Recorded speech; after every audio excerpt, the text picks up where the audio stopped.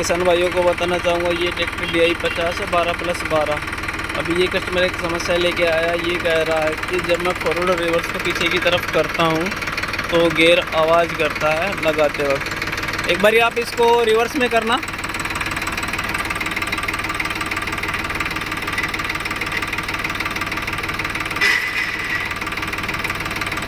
जैसा कि आपने देखा जब ये रिवर्स की तरफ कर रहा था तो कर करके आवाज़ आ रही थी इसमें।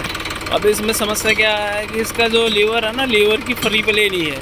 अब फ्री प्ले करने के लिए किसान भाई को क्या करना पड़ेगा, इस नट को लूज करना पड़ेगा।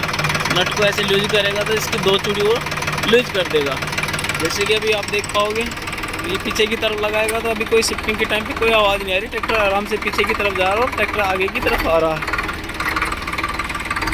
तो किसान भाइयों को बताने चाहेंगे कि आगे फ्यूचर में ऐसी कोई समस्या आती है तो इसकी फ्री प्ले से चेक कर ले। धन्यवाद, थैंक यू।